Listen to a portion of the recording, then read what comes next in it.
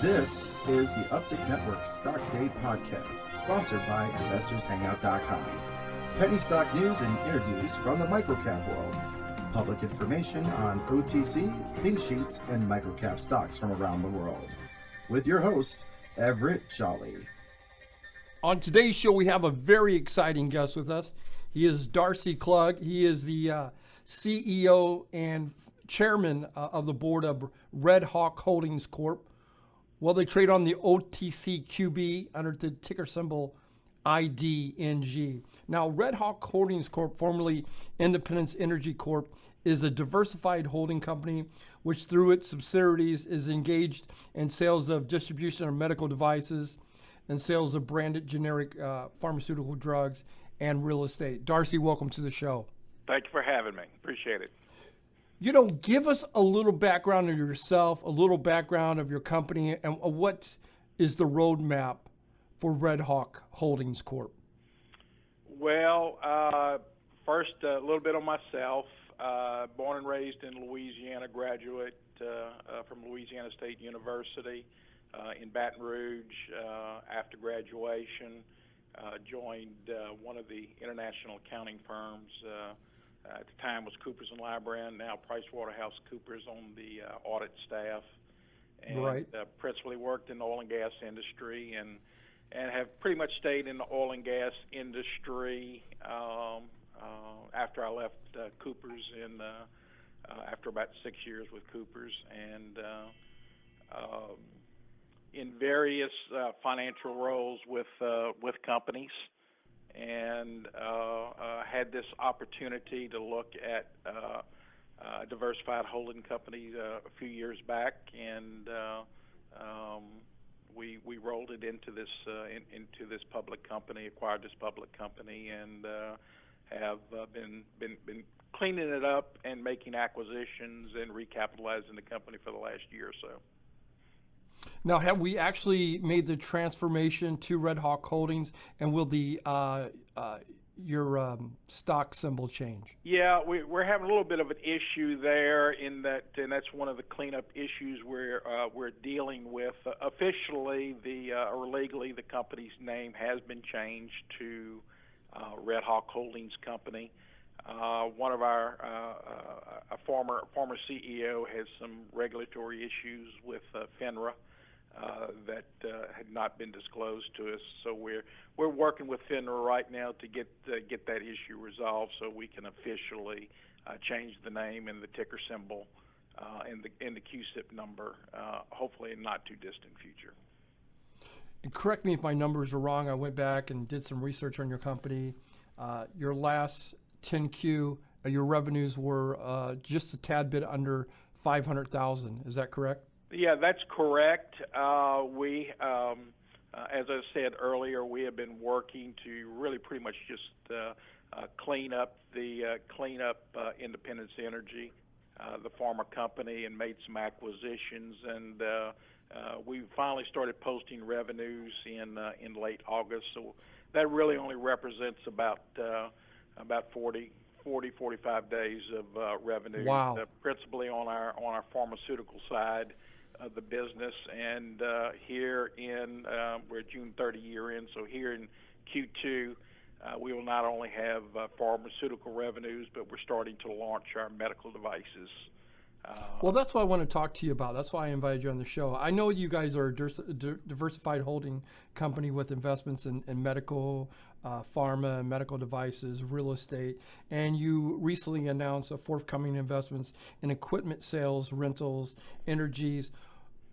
Why these industries, and do you expect expansion into other industries? Yes.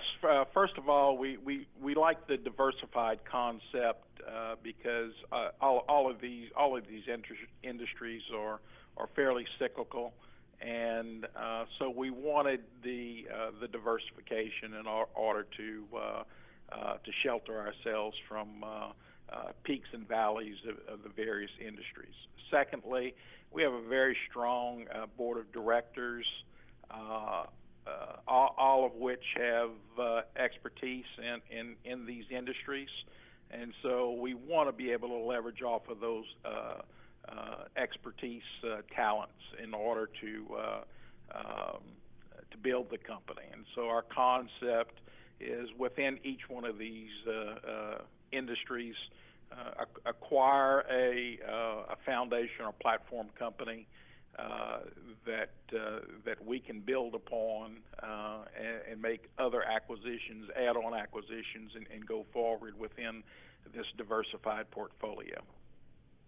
My guest today is Darcy Klug. He is the chairman and CEO of RedHawk Holdings Corp. They trade on the OTCQB under the ticker symbol IDNG.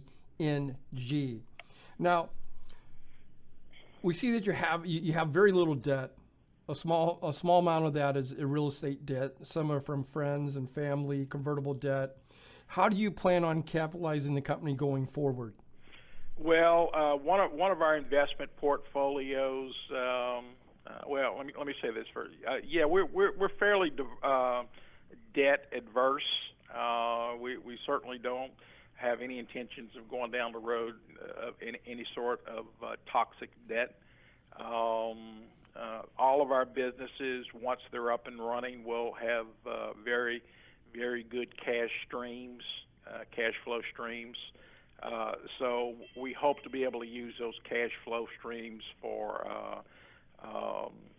if we need to use any sort of traditional debt instruments going forward. Those cash flow streams will satisfy those debt requirements.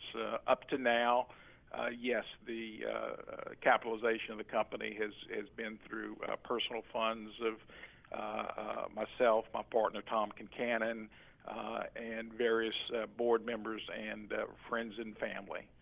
There's a small amount of real estate debt that was a part of an real estate acquisition that we had last year, and we're actually looking at the possibility of exiting our real estate investments, because as our operating entities start to mature, we think that capital may be best used in some of our operating entities, and in order to complete some of the strategic acquisitions that we're looking at. So you guys are going to unwind the real estate. Yeah, we're basically get out of that business. Yeah, we're satisfied with our real estate investments. We're not big enough to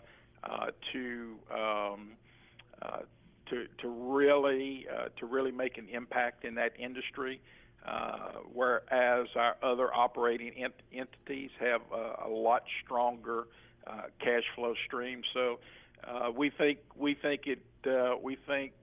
since we have already achieved very satisfactory returns on those investments, it makes more sense to increase our liquidity, exit those assets that have a significant amount of available equity, and redirect that equity into other areas. You know, Darcy, I have at least 100 CEOs come on my show every month, and literally we talk to thousands of CEOs every month. And with your stock price just a little bit north of a penny and your market cap at $5.3 million, it seems like you guys are very undervalued. You just said that the revenues of $500,000 was basically only about 45 days, if I call correct. Is that correct? That is correct. That is correct, yeah. And so what I wanted to talk about is through its medical product business units, the company sells the wound clot surgical, the advanced bleeding control. Give us where the revenues are coming from what medical devices you have out there, and what your future plans are for 2017 and going forward. Well, the revenues that were posted thus far are from our branded generic pharmaceutical business unit in the United Kingdom. It offers a line of non-narcotic branded generic drugs in the United Kingdom, and we're expanding their portfolio. and we're looking at the possibility at eventually looking at bringing some of those products into the United States. On the medical device side, we have several medical devices. One is called wound clot. It was actually designed and manufactured out of Israel by a company called Core Scientific.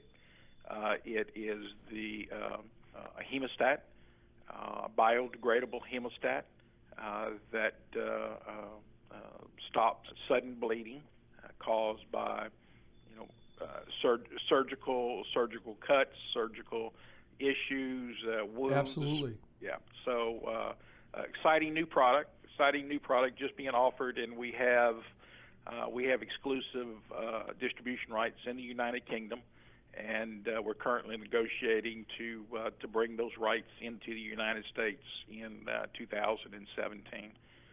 We also have acquired a needle destruction device. It's the only ever FDA-approved, cleared needle destruction device. If you go into your doctor's office, you'll see on the wall the red box, which is a Sharps. I have seen those. Absolutely. Sharps container. Yep. Once a needle is used and injected, it is a hazardous waste. Our device,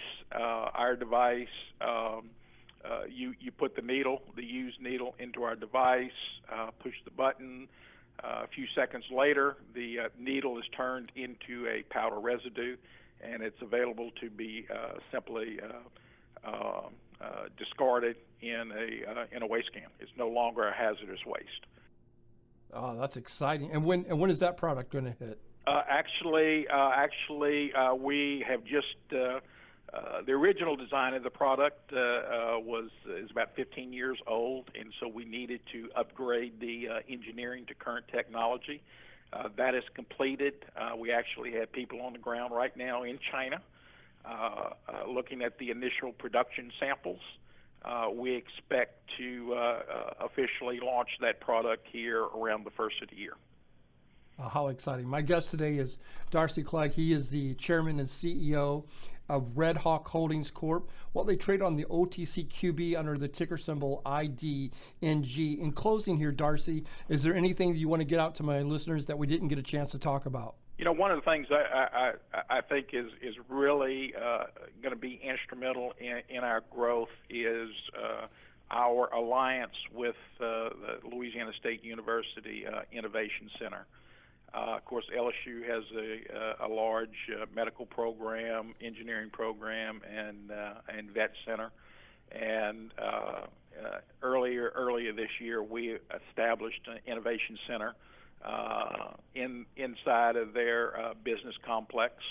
And so, as we bring new pharmaceutical, medical products, engineering products to the table, we work in close collaboration with LSU for the development and ultimately the marketing of those products. So I think that is going to be one of the hidden assets that really help us take the company to the next level.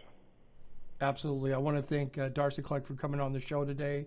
He is the chairman of RedHawk Holdings Corp. Keep your eyes open on this one. It's trading at only a little bit north of 1 cent, but it sounds like they've got a lot of innovative products in the hopper. Things are going to blow up in 2017. You might want to get in on this stock early. They trade on the OTCQB under the ticker symbol IDNG. If you want to know more about the company, go to their website. It's RedHawkHoldingsCorp.com. Darcy, thank you. Great. Thank you very much for having me.